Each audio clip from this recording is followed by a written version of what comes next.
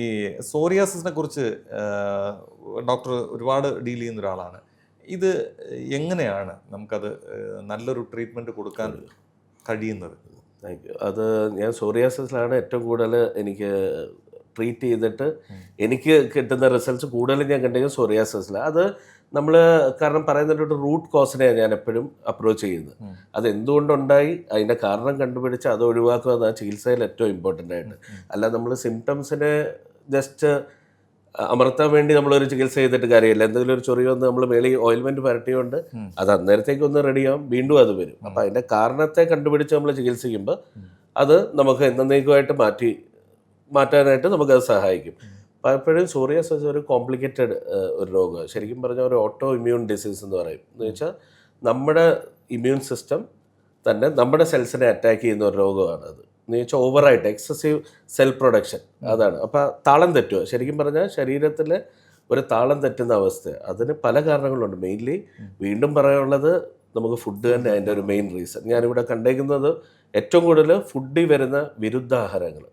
അത് വലിയൊരു ചാപ്റ്റർ ആയുർവേദത്തിൽ അതൊരു ബേസുമാണ്. ശരിക്കും വിരുദ്ധ ആഹാരം എന്ന് ഉദ്ദേശിക്കുന്നത് നമ്മൾ കഴിക്കുന്ന ആഹാരത്തിൽ മിക്സ് ചെയ്ത് കഴിക്കാൻ പാടില്ലാത്ത ആഹാരങ്ങൾ എന്ന് വെച്ചാൽ ഇവിടെ എല്ലാവർക്കും അറിയാം ബിരിയാണിയുടെ കൂടെ തൈര് കഴിക്കുന്നവർ, പാലും മത്സ്യവും കൂടെ കഴിക്കുന്നവർ, തേനും നെയ്യും ഒരുമിച്ച് ഒരേ അളവിൽ കഴിക്കുന്നു. പല കാര്യങ്ങളും ഇങ്ങനെ ആയുർവേദത്തിൽ വ്യക്തമായിട്ട് പറഞ്ഞിട്ടുണ്ട് കഴിക്കാൻ പാടില്ലാത്ത.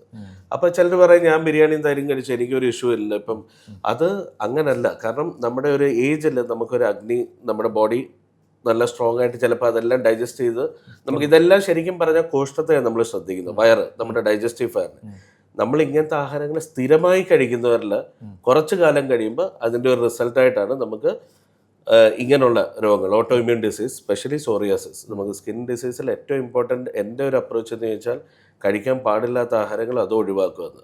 എന്നിട്ട് ബോഡിയെ നമ്മൾ ശുദ്ധീകരിച്ച് ചികിത്സയായിട്ട് നമ്മൾ കൊടുക്കുമ്പോൾ അതിൻ്റെ റിസൾട്ട് നല്ലതായിട്ട് കണ്ടുവരുന്നുണ്ട്. അപ്പം മെയിൻലി കഴിക്കാൻ പാടില്ലാത്ത നമുക്ക് മത്സ്യാഹാരം, മാംസാഹാരത്തിൻ്റെ കൂടെ നമ്മുടെ പാല് ഐറ്റംസ് കഴിക്കരുത്.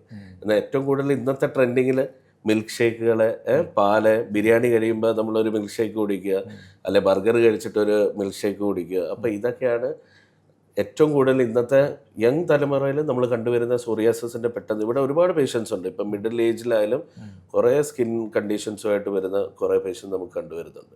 ഇപ്പോൾ സോറിയാസിസ് നേരത്തെ ട്രീറ്റ് ചെയ്തില്ലെങ്കിൽ അത് പല സ്റ്റേജസ് ആയിട്ടുണ്ട്.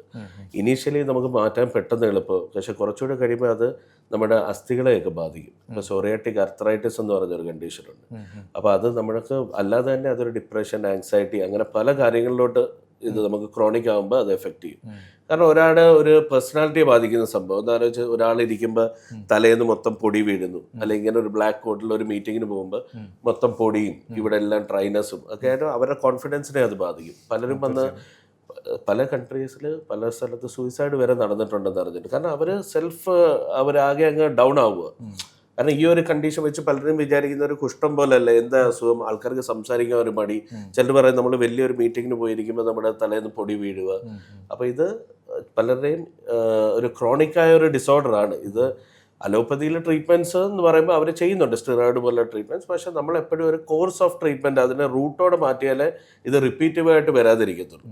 അല്ലെങ്കിൽ ഇത് എപ്പോഴും സപ്രസ് ചെയ്ത് വീണ്ടും വീണ്ടും ഇത് വന്നുകൊണ്ടിരിക്കും. അപ്പം നമ്മുടെ ഒരു കോഴ്സിൽ ഞാൻ കൊടുക്കുന്ന ഒരു ട്രീറ്റ്മെൻറ്റിൽ അതിനെ ഞാൻ നോക്കുന്നതെങ്കിൽ അവർക്ക് വീണ്ടും ഒരിക്കലും അത് വരാതിരിക്കാനുള്ള എന്താ ചെയ്യുകയെന്ന് വെച്ചാൽ ഒരു ലോങ് ടേം കോഴ്സ്, ഒരു 3 months 6 months ഞാൻ പറയുന്ന പോലെ ഫോളോ ചെയ്താൽ അല്ല അതിനെക്കുറിച്ച് നല്ല റിസൾട്ട് ഉണ്ടെന്ന് ഞാൻ വെളിയിൽ നിന്ന് പറഞ്ഞതാണ്. ഡോക്ടർ അതിൽ വളരെ സ്പെഷ്യലൈസ് ആണ്.